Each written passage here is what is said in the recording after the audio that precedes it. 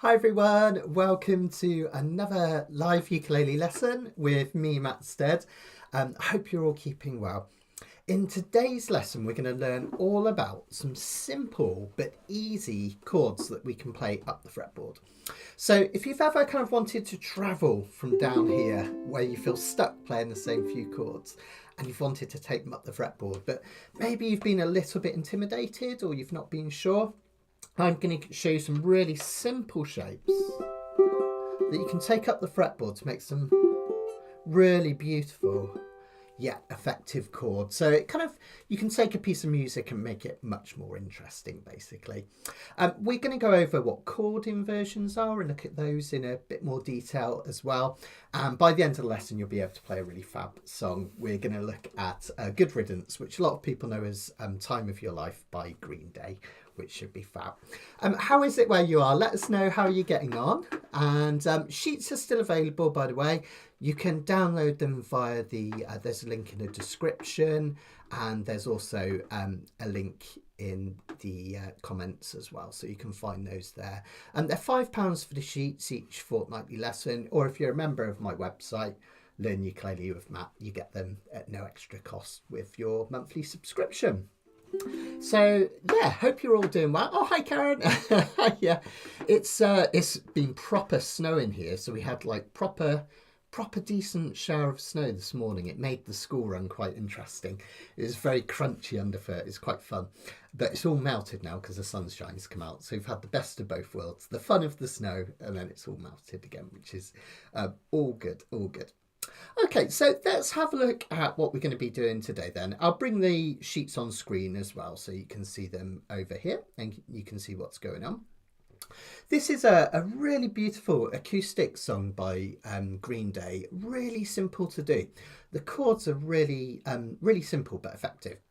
So let's just go over a few of the chords first, just in the basic version. Then I'll have a play through so you can see how it goes. Then I'll show you about taking them up. So we've got bog standard C to get us going. That's our one chord. Then we're going to go to an F chord, and this one's quite unusual.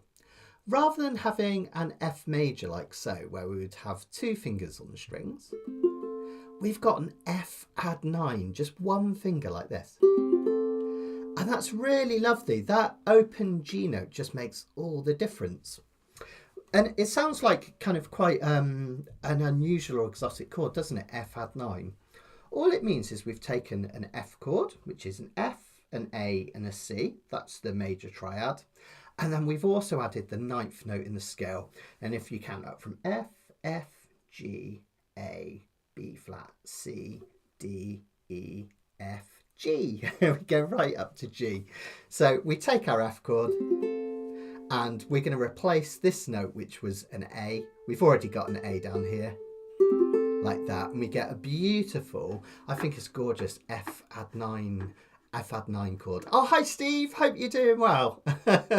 Sorry to hear about the cancellation, but I hope you're doing well, mate. Good to see you, So F add 9 is next chord. That's our 4 chord in the key of C. Just creates a sense of change. Then finally we go to the 5 chord, which is our bog standard G major. So C being 1, F being 4, and G being 5. So to play the start of it, let's just come in close camera. C, F add 9, and G.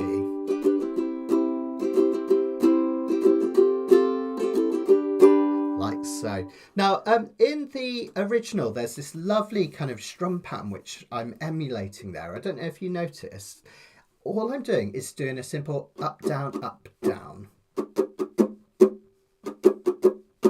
Up, down, up. Okay, yeah, let's break that down slower. So you can either start on an up or a down, as long as we've got 4 quick strokes, like so. Okay, I'm going up, down, up, down. Up, down, up, down. Up, down, up, down. Walking, walking. Or you could say running, running. Hi, Karen. And then we follow that with another down. Up, down, up, down, down. Up, down, up, down, down. Up, down, up, down, down. You can think of that as running, running, walk. Running, running, walk. Running and like so. And all you need to do is just practice that, doing it round and round. Let's just try it on a C chord.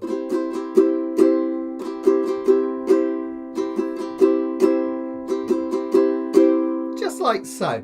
And you get that lovely strum pattern that we have in the original piece, which is great. Wow, that's dedication, Tim. Great to see you, mate. I hope you're doing well out there. That's brilliant. I bet you haven't got the snow. Maybe up on the mountains. Okay, so when we put that together, we do 2 measures of C and then 1 of F and 1 of G. And the start of the song will sound like this.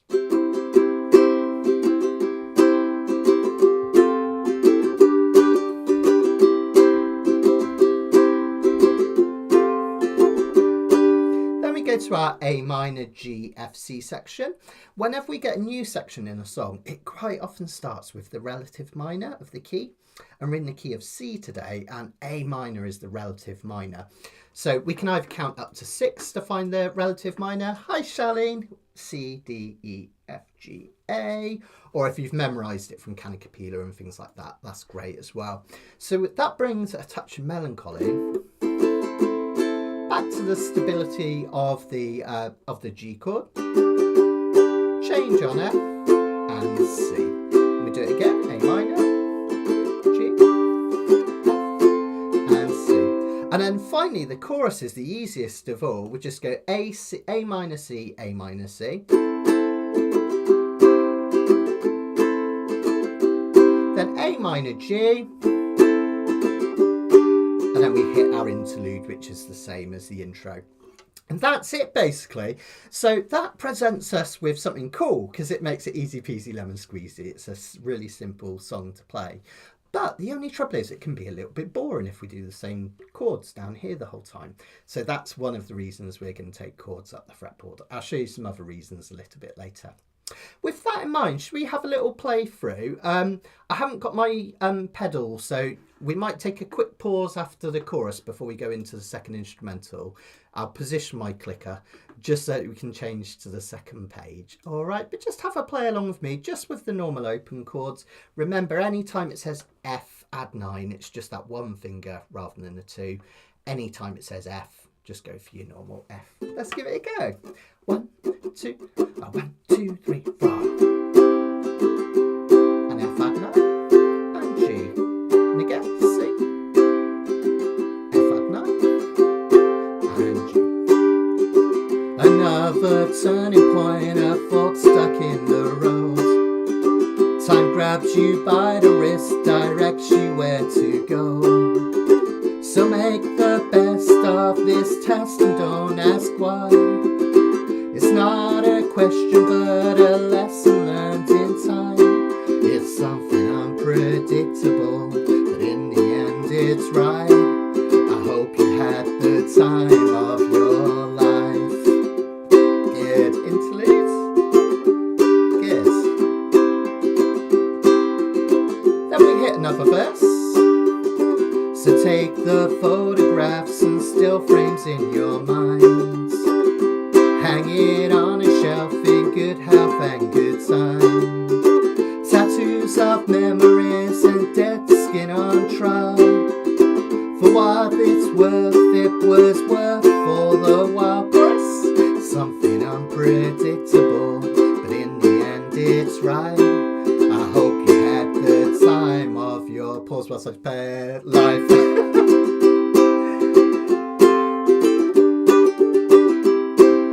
Keep that instrumental again. Another 2 of them.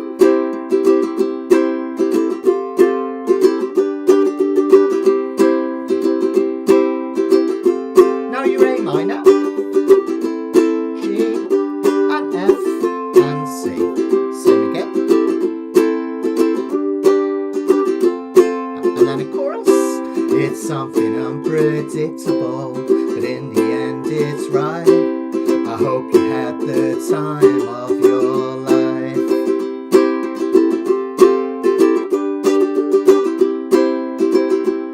Let's go quiet for the last bit. It's something unpredictable, but in the end it's right. I hope you had the time of your life.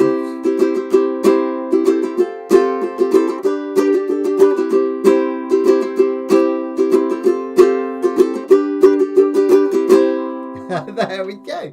So I mean, it's a great song, isn't it? It's really, really beautiful and really pretty. And Green Day, I think they get a bit of a bad press sometimes. People think of them as just like crazy punk band, but their use of harmonies and lyrics and everything is just really beautiful. And if you enjoyed that and you haven't heard it before, have a listen to the original. Just look it up on YouTube. Its full title is Good Riddance brackets Time of Your Life by Green Day. And the original's got some beautiful violin parts in it. It's really, really gorgeous, actually. So well worth looking at. So why would we want to play chords up the fretboard? Well, there's a few different reasons. First of all, and I think this is the most important reason, they just add some interest and some sort of dynamics to the piece. Thanks for the likes, guys. Thank you. They add some interest and dynamics because if you're just playing down in open position, the whole song is going to sound pretty samey, isn't it? And there are different ways we can kind of alter dynamics without taking chords up the fretboard, such as finger picking, playing quieter and things like that as well. Oh, Karen's just asking about that pattern again. It's a bit of an unusual one, Karen. I start just on the offbeat before the main, and I play up, down, up, down, down, up, down, up, down, down, up, down, up, down, down, up, down, up, down, down, like that. Okay, up, down, up, down, down, up, down, up, down, down, up, down, up, down, down. If I slow that down, thanks, guys. Up, down, down, down, up, down, down, down. And then when you put that together with your strum,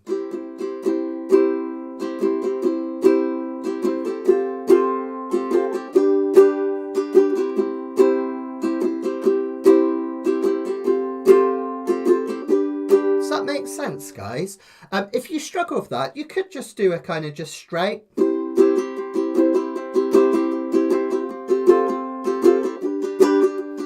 So don't feel you have to be stuck on that strum pattern, but it matches what they do in the original, which is really lovely. Hi, Wayne.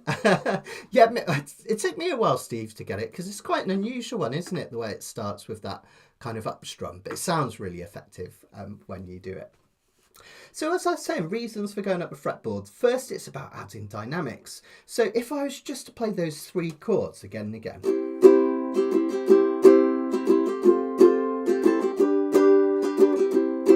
gets a bit boring, but then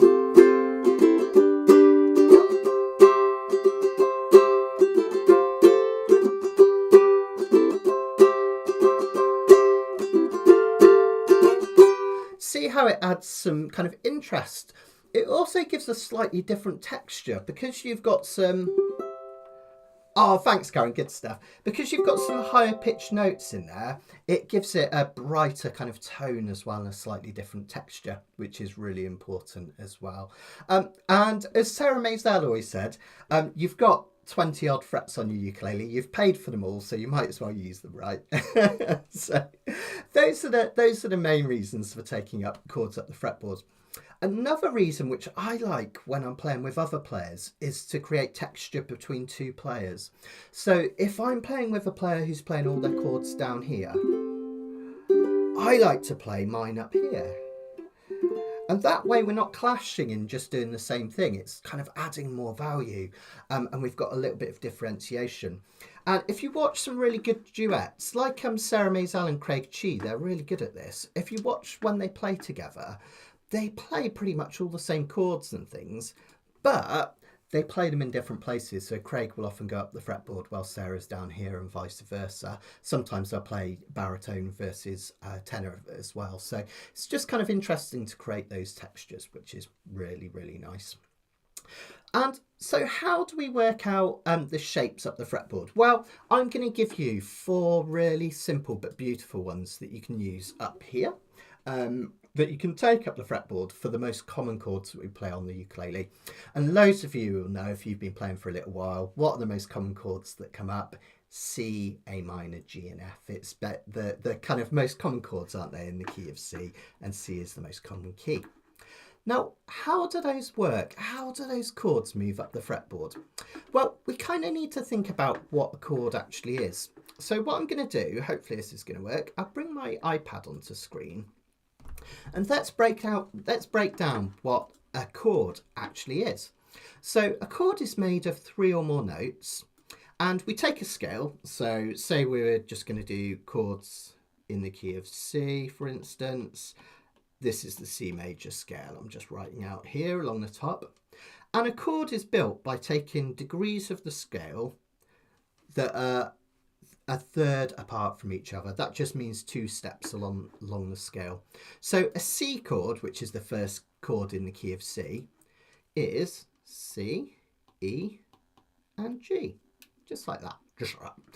And then if I was to do another chord, for instance, I could build a D minor. That would be D, F, and A. So D minor is D, F, and A. So all chords are just built like that, built on thirds, basically, skipping each other. And when we have these thirds, we call them a triad. It's just a fancy name for 3 notes that all fit together, basically. So when we play a C chord, and I know for some of you you'll know this already, but it's well worth going through again, just in case. So when we play a C chord, we're playing a C note here, open C. We're playing an E here. We're playing a G here. And then we're playing another C here normally. And that creates your C chord. So that's your C, E, and G. We call that the first, third, and fifth. So let's go back to the whiteboard for a minute. I'll do a new note, I think. Let's do a new one. There we go. So let me just get rid of this. There we go. So basically you can find places to put your fingers all over the fretboard where you'll have those notes in a different order. Just as a reminder, I'll just put them up again. So we'll look at a C major chord, which was C, E, and G. So those are the notes that we're looking for. So if we know that this is a C note, this is an E note, and this is a G note, basically we're repeating any of those 3 notes on the A string. And when we do a normal C, we repeat a C like this. I could play a C like this and you can experiment with me. Try putting your finger on the 7th fret of the A string and strum. That's still a C chord because we've got C, E, G, and this time another E. It's the same as this, an octave higher. We could even play a C chord here, just like this. That's also a perfectly valid C because we've got C, E, G, and this time a G. So anywhere we can play those 3 notes on our fretboard creates a new chord, and you'll find these really cool possibilities by experimenting and seeing where you can put your fingers to find those chords. It's a really, really good thing to do. We often call those chords up the fretboard inversions. Has anyone ever heard that before? Inversions. Basically, when we play a C chord normally in first position, if you like, let me just change my colour so I can draw over the top of that. Okay. What we would normally have is the C would be the lowest note, and then the E would be the next highest note, and then the G would be the next highest again. See that? So C, E, and G. And again, if I play that C chord, have a listen. C's the lowest note, E's the next highest, and G's the next highest again. And when we do this version, we even add a high C over the top. And then we have these different, what we call the different inversions. So the first inversion, don't sweat the theory too much, but all it is when we say a first inversion is we have, if I just create a musical stave again, is we have those notes, but all we do is we take the C from the bottom, gosh, my writing's terrible, and we play it up here as a high C. So that would be the first inversion. And the second inversion, we would take the G and play that higher, so you would end up like this. But they're still the same notes, it's just we're playing them higher or lower basically, and that gives us inversions. So you might have heard that. Thanks, Karen. Hi, Laura. Good to see you. Hi, Patricia. Glad you could make it. So all we mean by chord inversions is those notes from a chord in a different order, basically, which is great. So let's bring the sheets back on display, and let's have a look at different ways that we could play some of these chords. If you've got any questions with that, give me a shout, because I love questions. Really want to make sure you're all understanding and you're enjoying yourselves and it's all making sense. It's really important. And sometimes I forget to say anything. So there's no stupid question, only stupid answers, as they say. So give me a shout if there's anything I can help with. But let's take a look at one of our other chord options that we've got to take a chord up the fretboard. Now, the first one we're going to have a look at is a C played up the fretboard, but as a G shape. And you might think, wow, that's a bit weird. How can it be a G shape but a C up the fretboard? Let's have a look. There we go. And oh, we've just got a question coming from Karen. Let's have a look. Oh, very good. If you want to improve and you can't foster an inversion, an aversion to inversions, you're a poet and you know it, Karen. Love it. So let's have a look at this C up here that's a G shape. Basically, what we're going to do is we're going to take a G chord and we're going to move it higher and higher up the fretboard. One way of thinking about it is if we just play the bottom three strings nearest the floor, this one, and this one, we could think about just moving that shape up in pitch. So G, going to G sharp, going to A, going to A sharp, B, and then C. Now, when you're not covering all four strings, you can't always move chord shapes up and down the fretboard because the relationship between the notes that you have fingers on and the ones open change as you go on up.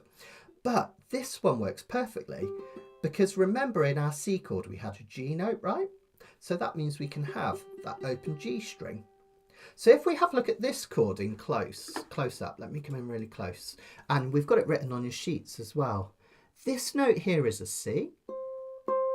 And we know that because it's your E string and we've got F, F sharp, G, G sharp, A sharp, B, C. Okay. So there's our C. We've got an E down here. We've got a G here. And we've got our open G. Those notes are identical. So C, E, G. A lovely, lovely C chord. Now this one is a really great one to remember, and this is the main thing from today. It might be quite a short lesson today, folks, because I'm not going to go into like crazy intense music theory detail unless anyone asks me to, in which case that's absolutely fine. No worries, Pam, good to have you here. The reason that I love this particular one, and this is the one that one of the ones that I really want you to remember, is it's really useful in the key of C, because often a G chord will lead into or follow on from a C. And we have an example of that in our song. Let's see where it was. I'm just going to have a look. Yeah, so let's just find, I think we had a G turning into a C somewhere. Bum, bum, bum. I can't find it now. But say you were playing a G at any point in your song down here, and you wanted to go to a C, you could just move that finger up. C chord,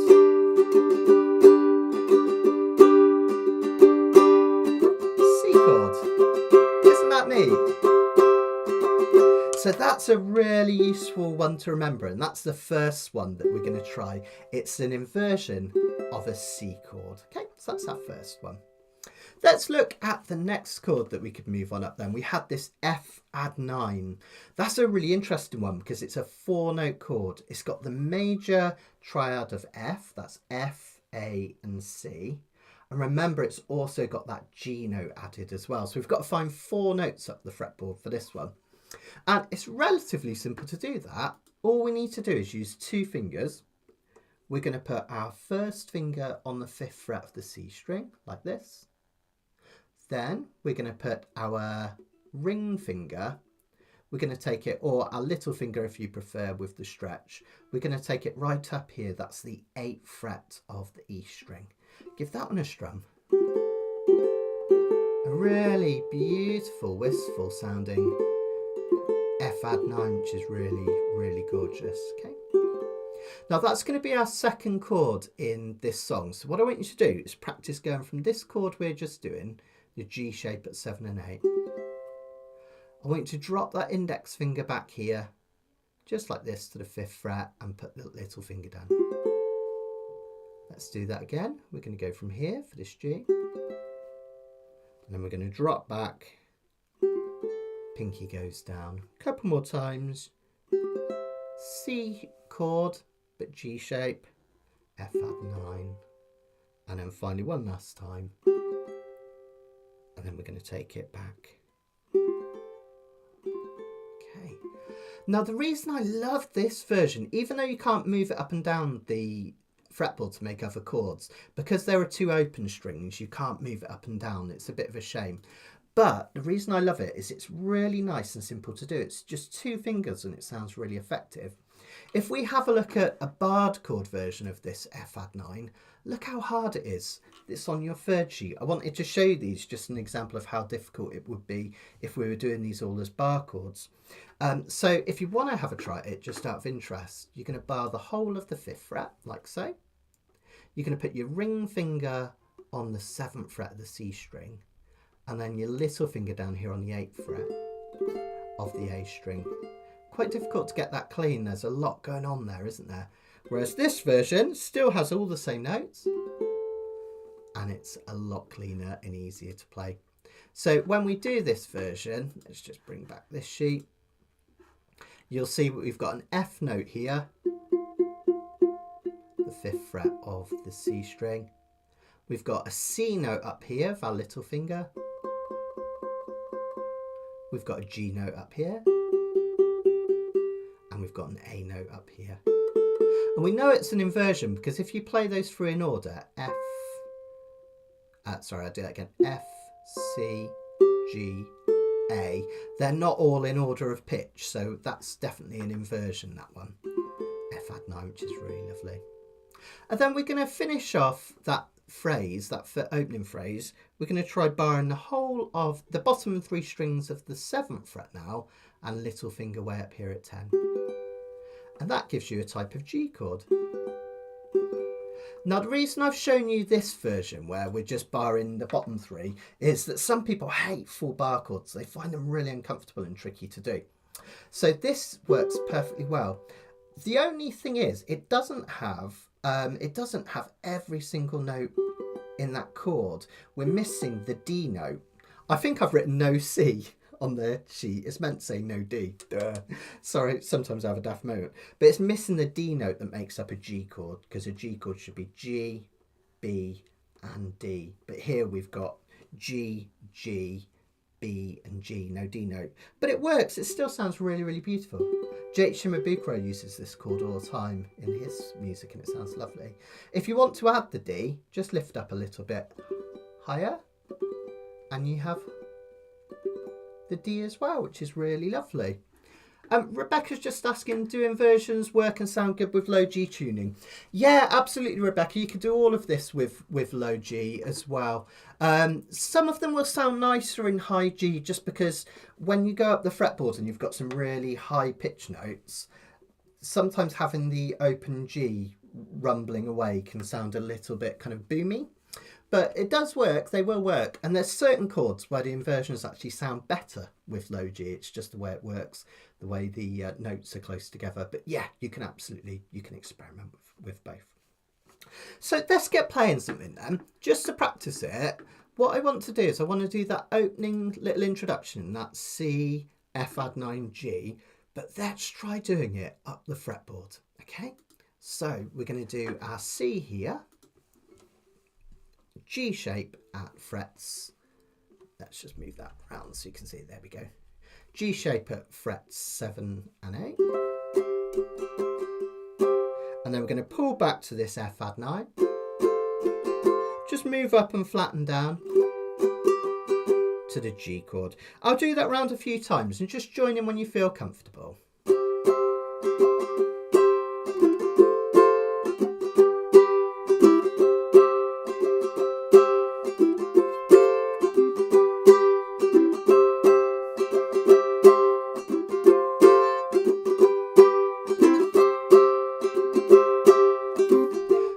and so forth, right?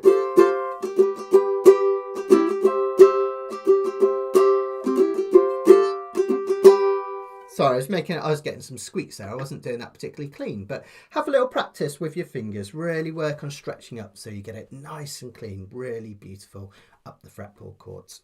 So you could do that for the introduction, but I actually like to leave it at first and just leave the introduction as is, as normal. And I like to start going up the fretboard in this interlude here just to create a little bit of drama, which is really nice.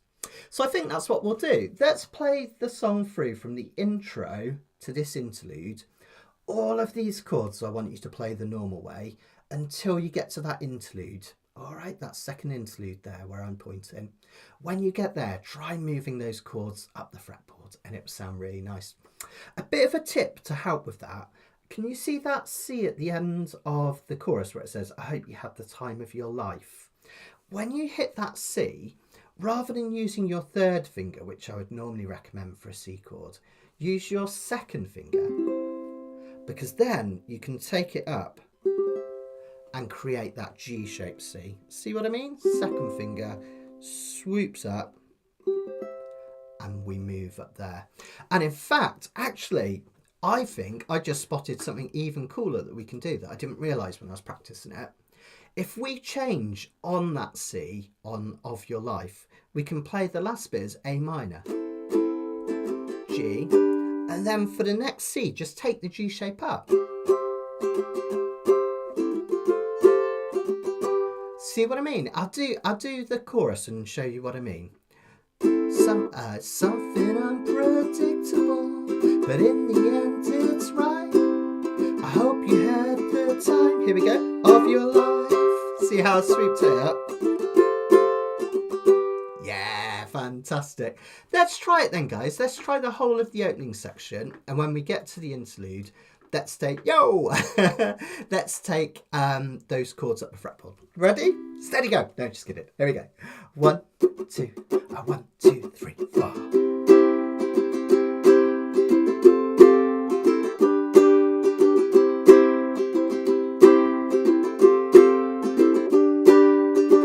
Another turning point, a fork stuck in the road. Time grabs you by the wrist, directs you where to go. So make the best of this test and don't ask why. It's not a question but a lesson learned in time. It's something unpredictable, but in the end it's right. I hope you had the time, here we go, of your life. Yeah, good, right up there. Yeah, fantastic, that's what we want. So by this point in the song, it's starting to get a little bit more interesting, right? Because we've got these chords right up here. So it creates that really nice sense of drama and something really pretty. Now, you don't always want to be right up the top. So you might kind of come back down in the middle in a minute. And that's something that we're going to have a look at, kind of moving back down the fretboard as we come. So let's have a look at the next section. We've got photographs and still frames of your mind and all that. We'll stay up the fretboard for that, so we can play that as we were doing with these chords. Okay, so you'll just keep going. So take the photographs and still frames in your mind. Hang it on the shelf in good health and good time. Now we might want to start heading back down the fretboard at some point so we're not stuck up here the whole time. And this next chord shape that I want to teach you is a really good one to use to pivot between up the fretboard chords and chords that are lower down the fretboard. And we're going to have a look at an A minor that we can move up and down. So let's have a look at our movable chord shapes again, and let's find this A minor. Here we go. So if we have a look at our normal A minor, if you like, you'll see that we've got an A, a C and an E. And that's because if I was to write out the C major scale, let's go back to my whiteboard for a second. I'll do another one. Go. Okay. Let's have a look. just get rid of this a sec. C, D, E, F, G, A. The reason I'm writing out the key of C major is that's the key that the song is in. So all of these chords that are made are based on this scale. So if I take the A chord in the key of C, I start from A because that's the chord we're trying to build, and I skip a note, and I skip again, and I get A, C, and E, ace. That's the chord. That's the chord tones of an A minor chord. The reason we call it an A minor, don't sweat it too much, but this interval here is a minor third instead of a major third. Don't sweat that too much, but we've got an A minor chord. So we need to find another way of playing those A, C, and E notes. Now, if I bring my sheets back on, there's something interesting about this one I wanted to show you. Even though it's played, even when we play it in first position, if you play a high G ukulele, like I've got, this A minor is actually an inversion. It's not the natural A minor. Have a listen as I play through the A, C, and E notes. The A is actually higher than the C note that follows and the E note. It's gone into the next octave. So when we play our normal A minor, we're actually playing a first inversion A minor. Isn't that interesting? If I was to write that out on sheet music, again, I won't go too crazy, I'll just show you this quick, so some people find this interesting. Let me just find a little corner here. If I just draw a stave, 1, 2, 3, 4, 5. So the A minor that we're playing on our ukulele, we've got a C as the lowest note, then we've got an E as the next highest note, and then the A is up here. So it's A isn't the lowest note, which is kind of interesting. Going back to Rebecca's question earlier, if you played this on a low G uke, that A would be the lowest note. So it would be the normal chord structure, not an inversion, and that's why some people like low G, because they like the sound of it going from the lowest note to the highest note. But basically we can find other places on the fretboard where we've got an A, C, and an E in all sorts of combinations. The kind of the full way of doing it, if you like it, where you're playing 4 strings at the same time, is here, but this is quite awkward. Look, we've got this kind of G7 shape that's been moved up and over here onto the 4th and 5th frets, and then our little finger here. This chord is quite useful because if we know this is an A minor, we know if we move it up 2, we get a B minor. So it can be useful because it's a movable shape. There we go. Oh, have I got the wrong letters? Karen's just let me know. The diagram for the standard G chord has the wrong letters under the diagram. Did I put them in the wrong place? The standard G and oh, I'll go and have a look. What a wally. Oh yeah, I've put G, C, E, C. Oh, I must have had a mail when I did that. I'll get this corrected. It should say G, D, E, B. I don't know why I've put that. I was obviously having a bit of a funny 5 minutes when I did that one. Let's go back to this C. But all we need to do is we need to find an A, a C, and an E up the fretboard. And this is my favourite way of doing it. See this one over here? All you need to do is put 2 fingers down like this. Your first finger is going to go on the 4th fret of the C string. That's an E note. See, it's the same as the open E below it. And we can also think we've gone C, C sharp, D, D sharp, E. Okay. And then we're going to put our second finger up here for a C note, because we've gone A sharp, B, C.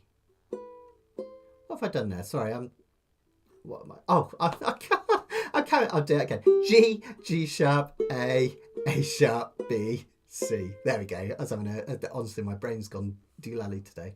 So there's our E there. We've got a C here. We've got an A down the bottom, and we've obviously got that open E. So a perfectly valid A minor, which is really nice. I use this a lot in my songwriting. Like that. Isn't that lovely? So what we're going to do is we're going to use this to cement together two sections.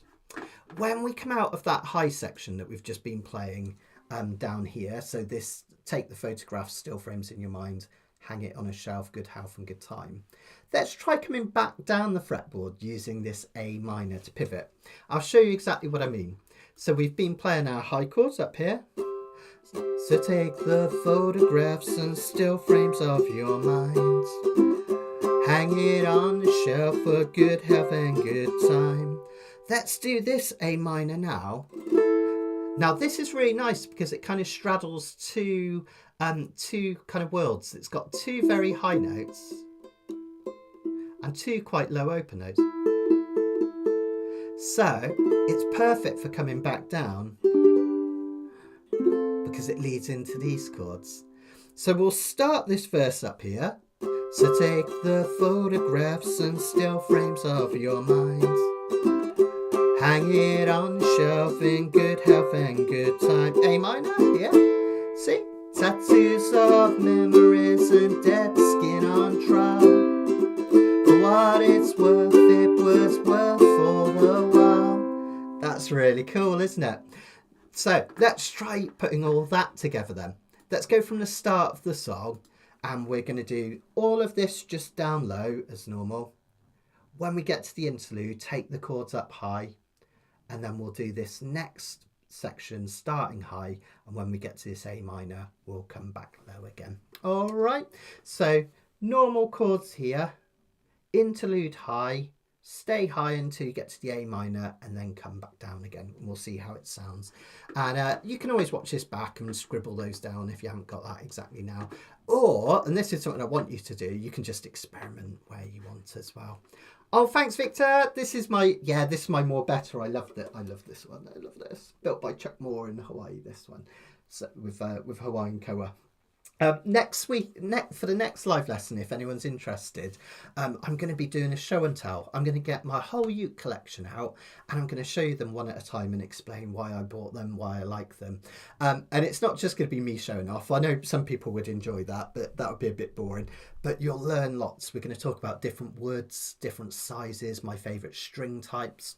What I'd like you to do, and I'll remind everyone about this on Facebook, is think of questions to do with your ukulele hardware. So not the software, not the music, the actual hardware, our actual ukulele. Any questions, humidity, words, string recommendations, anything like that, write them down and send them over to me in advance, and then I'm going to address them in the next lesson. It'll be really good fun, like a Q&A.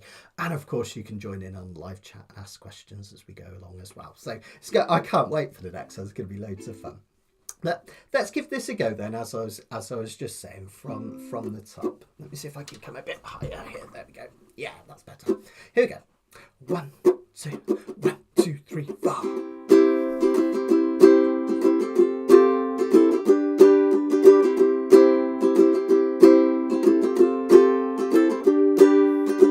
Another turning point, a fork stuck in the road.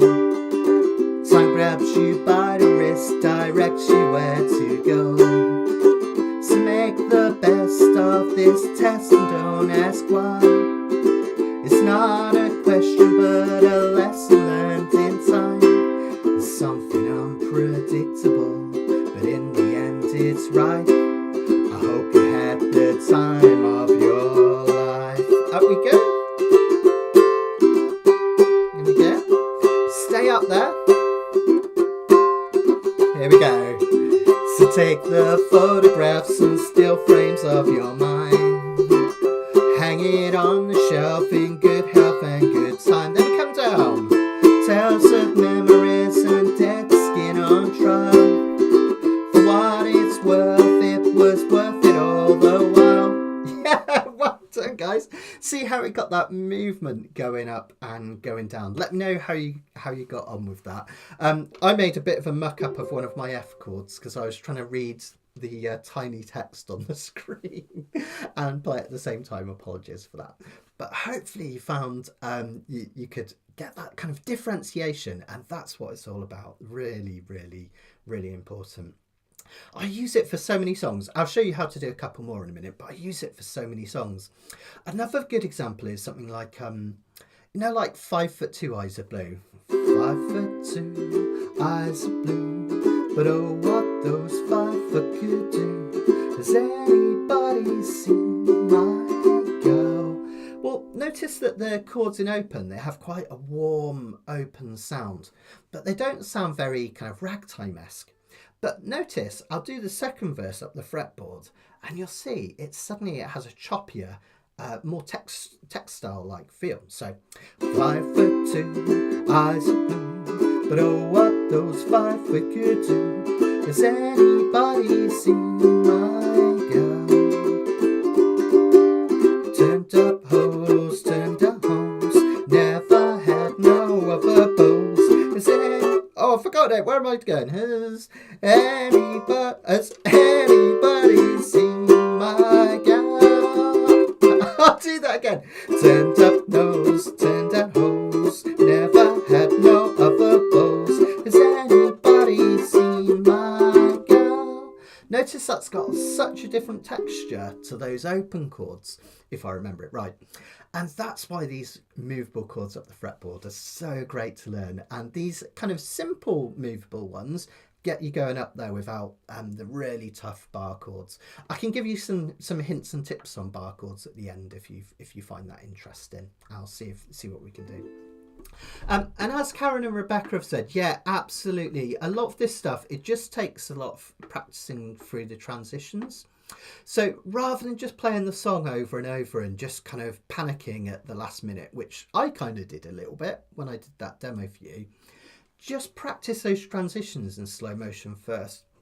One of the tips that I always give in my ukulele courses, and my regular students will have heard me banging on about this all the time, it's better to play something in time correctly at a really slow tempo than it is to play up tempo but with gaps.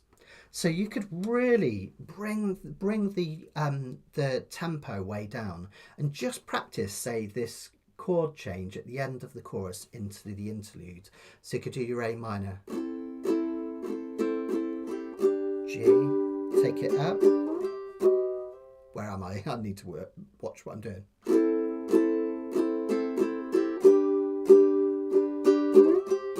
Like that. You could even practice just going from that G chord up to the C chord. Practice with me, going between the two. G, look for your dot and hit it up to the C. A few more times. G, up we go. And one more. And you'll notice that each time you do it, you'll find it that little bit more comfortable for doing. The other exercise that you can do for getting to an awkward chord quite quickly is the tapping the leg trick. And I've done this in a different video, but I'll show you again. I'm not going to pretend I made this up. I learned this off James Hill, who's a fantastic teacher, and I really liked it. So I often share this with my students. So say you're going to a chord that's quite tricky to do, and you know you've got to get there quickly, get used to putting your finger in the right place. We'll do this C chord inversion up here at frets 7 and 8. What you can do is you can hit a chord, so for instance like this, on 1. Then take your hand off and tap your knee once. Count the rest of the way to 8 and get your fingers back in place for 1 the next time round. It's easier to show this and explain it. I'll show you what I mean. 1, 2, 3, 4, 5, 6, 7, 8. The next time after you strum, you're going to tap your knee twice.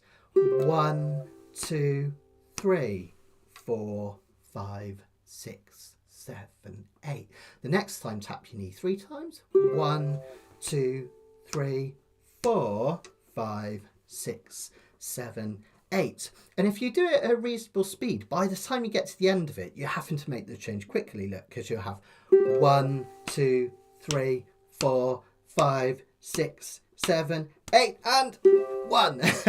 And basically you can see how high a number you can get before you don't make it back to the chord in time. It's a really cool way of just getting your fingers used to building up that muscle memory and finding the chord quickly. So slow the tempo down, practice just little sections, and you'll get that. So that was our G to our C.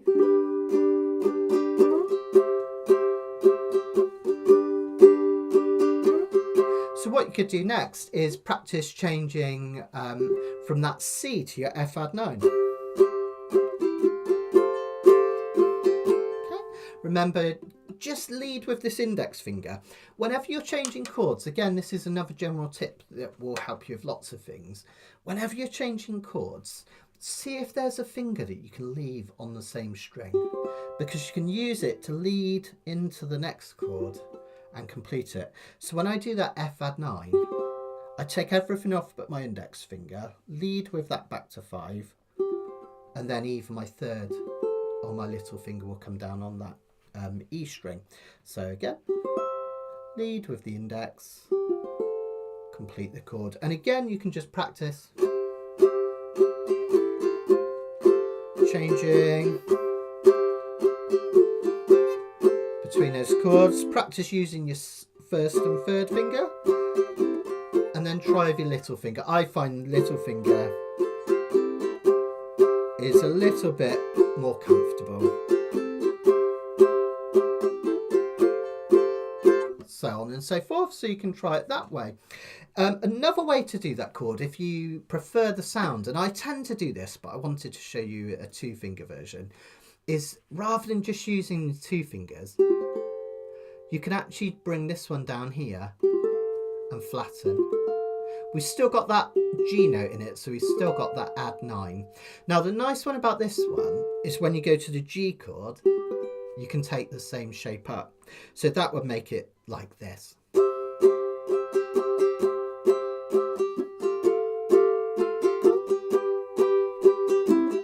Practice it with me.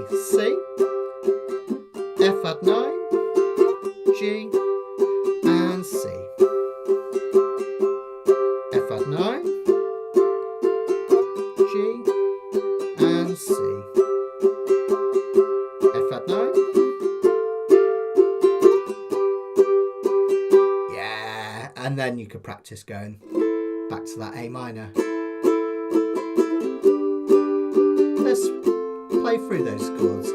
A minor here, G, F add 9, oh just F, sorry, C, again.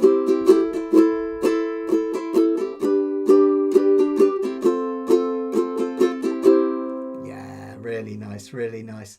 So we've travelled up and down the fretboard now, which is really great. So let's have a look at what we can do with the next bit. We've got another one of those choruses, this time based on A minor.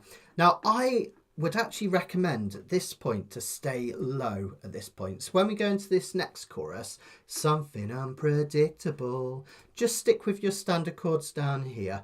Or you could use this A minor here, something unpredictable. Let's do that. In the end, it's right. This time you've got to move both fingers off the strings, but just lead with that index finger back to a C.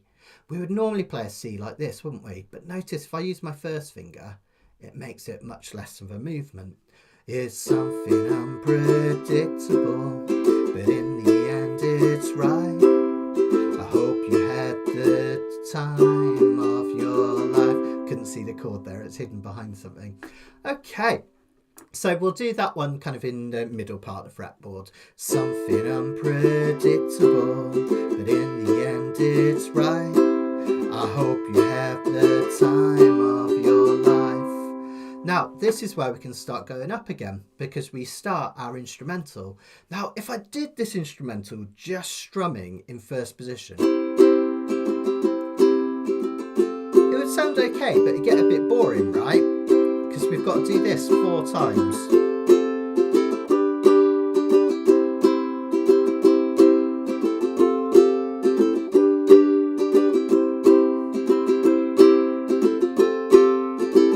So what we're going to do with this section is we're going to do the first 2 bits down here.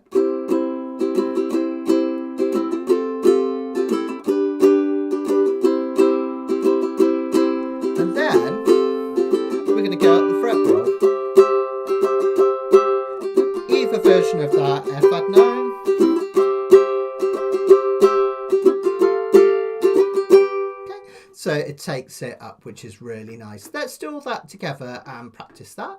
Just going to read a question we've had off Shell. So if you can play 95% of a song at tempo, but there's one section that you have trouble with, would you play 100% of the song at tempo in which you can play that 5% smoothly? Yeah, absolutely, Shell. Absolutely. Because it's really important to have that consistency. So you don't want to speed up or slow down at any point in a song, because it kind of teaches yourself to play out of time. So yeah, I actually agree. Really practice 100% of the song at a tempo where you can do that 5%. But of course, don't forget the importance of just working on that 5% on its own. Don't just keep coming up to it at the same point in the song and then having a panic, which is what I used to do. Just practice that hard section first until you're really comfortable with it. Then put it back in and you'll be absolutely fine. All right. So the instrumental, we're going to do the first two low and then we're going to go up the fretboard. And remember, because we finish on that G chord, you can just move that shape up to the C for the next two. All right, let's give that a go. I'll come in on close cam. 1, 2, 1, 2, 3, 4.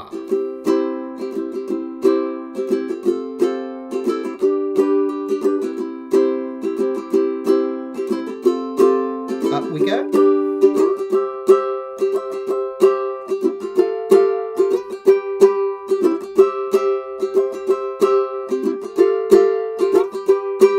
Isn't that great? We've got something much more interesting happening, which is really, really great. Now, one final challenge then, just to make sure that you're really getting comfortable with these chords up the fretboard. This final chorus here, let's do this all up the fretboard chords. So this time after the A minor, we're going to go to the C here, and we're going to go backwards and forwards. And then we're going to go A minor, G up here, and then C here. Okay, I'll show you what I mean. It's something unpredictable, but in the end it's right. I hope you had the time of your life. And slow down. It's something unpredictable, but in the end it's right. I hope you had the time of your life. Interlude, we can stay up here.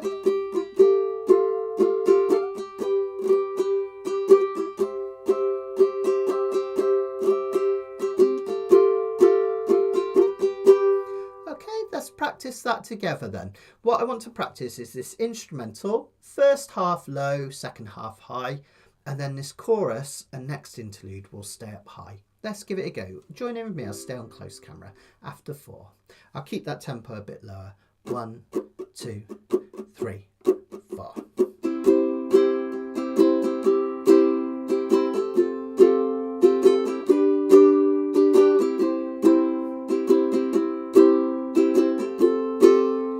Take that shape up.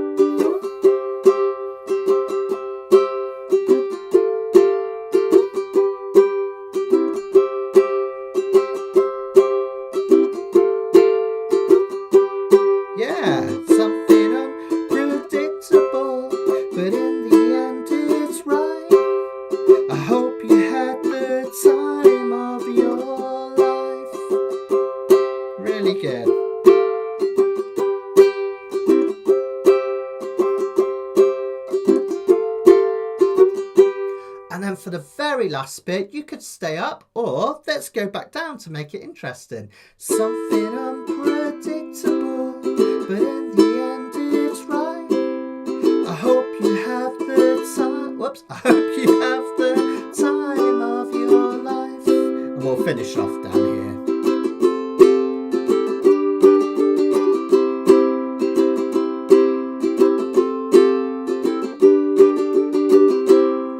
And again, that's really nice, isn't it? Because what we've done, this sounds really cheesy, but what we've done is we've gone on a journey.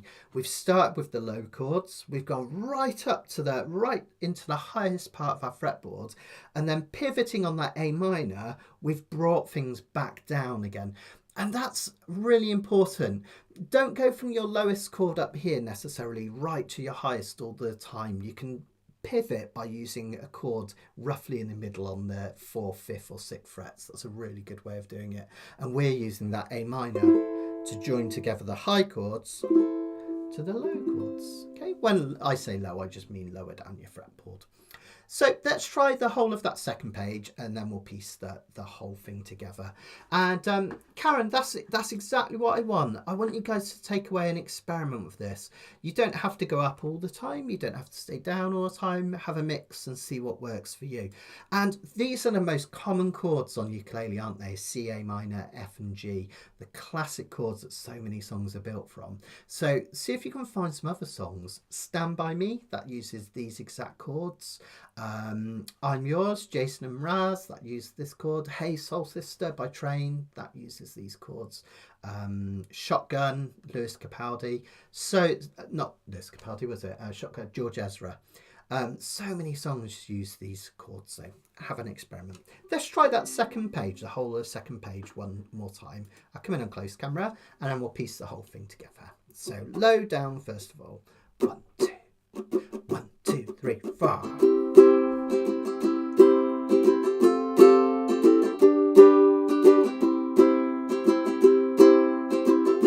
Up we go.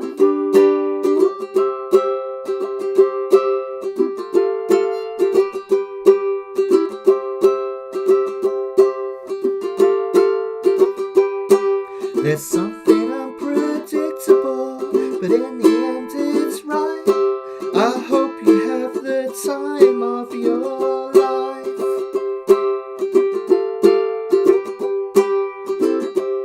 This time we'll pivot on the A minor to come back down. There's something unpredictable, but in the end it's right. I hope you have the time of your life.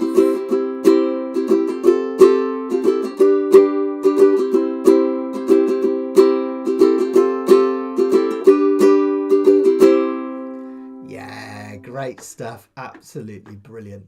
So let's finish off then by putting the whole song together. Now, if you've scribbled notes all over these, that's absolutely fantastic. If you haven't, you can experiment yourself. You don't have to go up or down exactly where I'm doing it. Have an experiment. But what I'm going to do is I'm going to do all of this first part low. I'm going to go right up the fretboard to the high chords on the interlude. Okay. And then I'm going to stay high for this bit and come back down on the A minor bit here. So I'm using that A minor to pivot back down.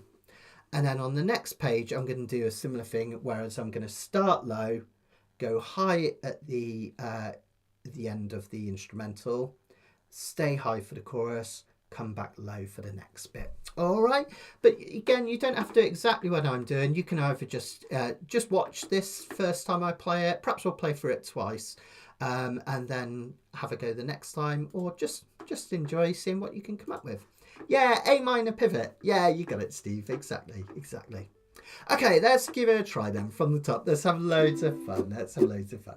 1, 2, 1, 2, 3, 4.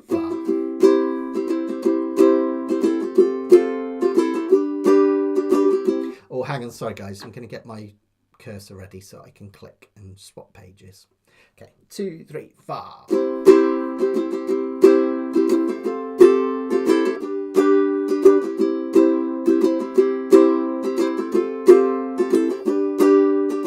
Another turning point, a fork stuck in the road. Time grabs you by the wrist, directs you where to go. So make the best of this test and don't ask why. It's not a question but a lesson learned in time. It's something unpredictable, but in the end it's right. I hope you had the time of your life. Up we go.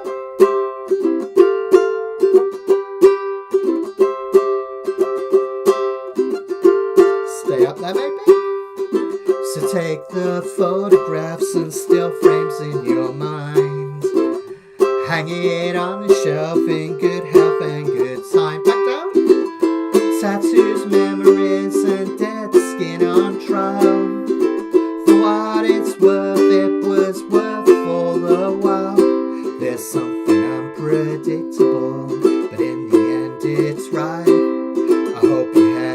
time of your life.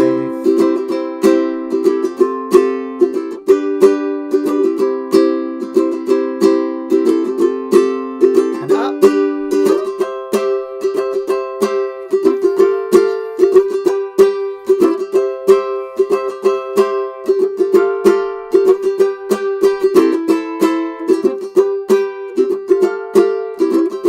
And again. It's something unpredictable, and in the end it's right. I hope you had the time of your life.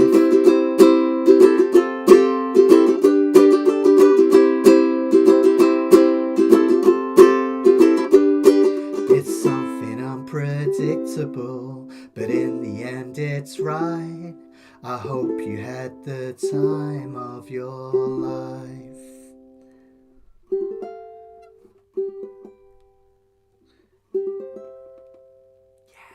Well done, guys. Hope you enjoyed that. Let us know how you got on. I went at quite a lick there, didn't I? So it might have been quite tricky to keep up with those movements. But the point is just about learning those chord shapes and just remembering those useful ones that you can use in so many different songs. Just out of interest, these ones on the back are just in case you wanted some fully barred versions. And interestingly, you can kind of see where some of these chords come from if you have a look at these. That C chord, for instance, that we're playing up here, you can kind of think of it as an F shape that's been moved up originally. So if I was to play an F chord with my middle two fingers, any chord can become a movable chord as long as you've got your index finger free. So you know how we would normally play an F like that? Just try playing with two fingers here like this, just your middle two fingers, right? That's an F chord. If you move it up and bar the first fret, F sharp, G, G sharp, A sharp, B, and then when I get right up here, I've got a C chord here. And the chord that we're doing that look like this is 3/4 of that chord, right? The only note it's missing is this one up here. So it comes from this shape, but because it has a G in it, we can play that open G. So you see that these kind of interesting inverted chords come from those original bar chords in the first place. Phew! I know, Laura, that tested me at that tempo. I hadn't actually practiced this song very much, so there's a couple of places where my heart was in my mouth as I was singing, thinking, I hope I'm singing the right words and playing the right chords. But yeah. Rebecca's asking, am I correct in understanding that playing an inversion is not the same as playing a harmony? No, I wouldn't say so. Harmony is such an all-encompassing word, Rebecca, so it's difficult. It depends on the context of it. Harmony really is generally where we play a note that or a chord that complements another one. So I guess talking about chords playing harmony, if one of you was playing here, no, I wouldn't really call that true harmony and inversion, because it's all the same notes in a different place, whereas harmony, you would want different notes that complement it. So if someone's playing a C note, you might harmonize by playing an E note. So I'd think of this as slightly different, but just think of inversions as the notes of a chord played in a different order. That's the easiest way of thinking about them. And you don't have to worry too much about it being first, second, third inversion, all those sorts of things. Just think that if you want to experiment with these chords up the fretboard, you've just got to find a way of playing those three notes. And you can experiment with all sorts of fingerings. Sometimes when I'm doing chord melodies, some kind of complex stuff, and I can't work out how to get a melody note into a chord, I'll just work it out. I'll just put my fingers and experiment with where I can put them to create the notes that I need for a chord, basically. So yeah, it's good fun to kind of experiment with that. So yeah. And Karen's just saying, if you were to do a secondary accompaniment, would you use the C major or A minor pentatonic scale? Yeah, so do you mean like a solo part, Karen, on this one? If you wanted to solo over this one to do some improvisation, I think that's what you mean. If I got that wrong, just give us a shout. Yeah, this song's in the key of C, so you could use C major pentatonic or A minor pentatonic and start to add some extra notes over the top, which would be really, really a lovely thing to do. If you've got any kind of recording software, a really nice thing to do is to record yourself playing the chords in first position. And then record the ones higher up over the top. And you'll notice you get this lovely texture. And in fact, I think that's what I'd like to just experiment, so anyone that hasn't got recording equipment can hear that now. Let me show you. What I'd like you to do is I'd like you guys to play the C chord up there. Just keep strumming that C chord like this. Now I'm going to strum the C chord down here, and if you notice when we do it at the same time, it will create a lovely bit of texture. 2, 3, 4. Strum away at that chord up the fretboard. Do you hear that nice texture we're creating? It's like magic. Let's do it with the F add 9. I'll play it down here. You guys, as I'm playing that, play it up here. You can either do this version or you can do your flattened down version. Give it a go. 1, 2, 3, 4. Hear that texture?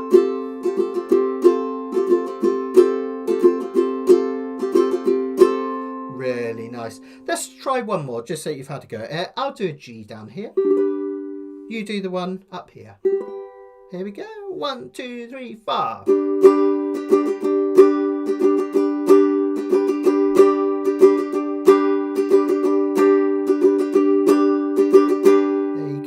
So that lovely texture is really important in playing. So if you play with another player, that's a really great thing to do. I don't do it so often anymore, but I used to teach a lot of physical ukulele groups.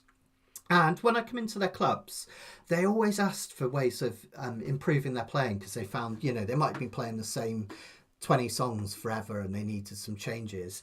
And the biggest thing that made the biggest difference to their playing was altering what different people do. So I would get some people playing down here whilst other members in the group were playing up here. And then what I would do is I'd get others to vary the rhythm. So while some people are strumming like this, I get some people just doing the backbeat like this. And then all sorts of other things. I might get other people doing a little solo. Those little differences, they make your playing so much better. And particularly if you're playing with other people in a group, it's a simple way to make your playing so much more interesting for everyone. So fantastic. Oh, thanks, Kenneth. That's good to hear. Thank you. Sorry I was a little all over the place. I hit quite a few wrong chords today. I don't know what's going on. I'm going to blame the fact that I bought myself a mandolin at the weekend, and I've been playing it this morning, and I think my fingers were in mandolin mode and not ukulele mode. That's my excuse, and I'm sticking with it. So yeah, something. I think deadly sounds cool, actually, Karen. It sounds like shredded rock and roll or whatever. I get what you mean, though. Something diddly. Yeah, have an experiment with those pentatonics. That would be a nice thing to do. And yeah, see if you can add lots of different layers. I think that would be fantastic. Yeah. Brilliant. No, that's great, Charlene. It takes a while for it all to sink in. The more you do it, the more comfortable with it you'll feel. Thanks, Victor. So yeah, practice makes perfect for sure. So yeah. Karen and Esther and Indrani will know about autocorrect. Every time I send them a message, I read it back sometimes, and I've typed it too quickly, and I think that doesn't even make sense. Autocorrect drives me absolutely up the wall sometimes, and honestly, it's a little bit mad. So thanks for that, guys. I hope you really enjoyed it. I'll just stick around for a minute, just if there's any more questions about that. Whilst I do it, just let me remind you of a couple of things. The Beatles course is well on the way now, and we've got a lovely version of Dear Prudence with finger picking that you can have a go at. I've made the first 2 lessons completely free so people can see if they like them before they sign up to my website. So the fully free versions are available on my website and on YouTube. If you are a member of my website, the next and the rest of the lessons on that Beatles course, they'll only be available by the website. And if you're a gold member, you get those at no extra cost. So just enroll onto the course if you're a gold member. You won't have to pay anything, and you'll be able to get all the sheets and watch all the videos. And yeah, it's a lovely song. It uses something called line cliche.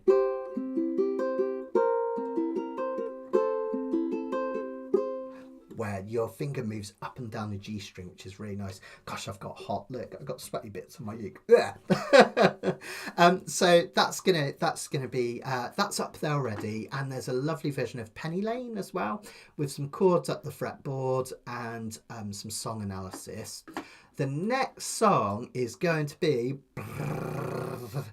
And I Love Her. And I love her, she brings me that one.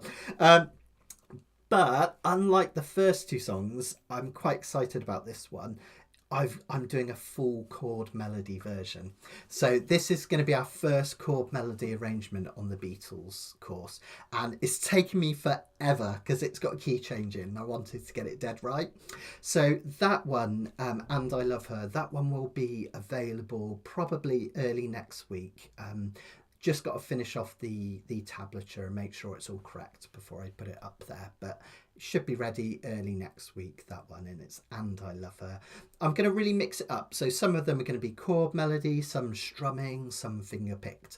And this next one's going to be chord melody. And it's epic. I think you're going to love it. The arrangement is 3 pages. It's a real meaty arrangement to get your teeth stuck into. So hopefully you guys are going to really, really enjoy that.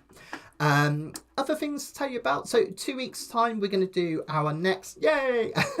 It's a great song, isn't it? I've done a really simple version of it on the intermediate course that you might have seen, or it might even be the beginner's course, but this is a lot more in depth. It's a full chord melody version, which I think you're going to really, really enjoy, guys. And then next 2 weeks, when I'm back for next time, we're going to do Ask Matt, basically. So I'm going to get all of my collection out so I can show you all my ukuleles, and I can tell you about why I bought them, why I love them, right down to things like thinking about nut width, neck shape, the words that uke is built of, all that sort of stuff. So if you've got UAS, ukulele acquisition syndrome, don't tune in because you might end up buying a new ukulele. No, do. And if you haven't, just join in because it's going to be loads of fun, and you can learn about all the different words, how they affect the tone. I'll talk about my favourite string types and all that sort of stuff. So if you've got any questions relating to hardware, words, strings, tuning pegs, nut widths, anything at all, even like recommendations of brands and things like that, do let me know in advance, and I will be able to answer those on the at the show. And even though I'm wearing a flight jumper, this is what I got given this free when I used to be in the shop. I don't endorse any ukuleles at all, so there's no bias. Every ukulele in my collection I bought because I love that maker or that factory. So there's no kind of, I'm not being paid to say anyone is better than any of the others. And yeah, I want to support as many makers as possible anyway. So yeah. Karen's ordered a new baritone. Oh, someone's been a bad influence with you, Karen. Can't think who that possibly was. Love it. Oh, thanks, Karen. Thank you. If there's any songs that you desperately want to see on the Beatles course, by the way, I'm still writing it as we go. I'm going to put new ones up all the time. So do let me know, because Dear Prudence was a request from someone. So if there's one that you particularly want me to tackle, let me know and I will do it for you. Okay, I'm going to love you and leave you today. Thanks, guys. Really enjoyed that today. So keep practicing those chords up the fretboard. Find a few songs to practice those with and let me know how you're getting on. And I'll see you in the next lesson in 2 weeks' time. Don't forget, Canna Capilla every Monday at 6 o'clock. Join me for a live ukulele jam, which is great fun. All the details of all my teaching, Learn Ukulele with Matt. That's mattsteadukulele.com. Send in all my love. Happy uking. Bye, guys.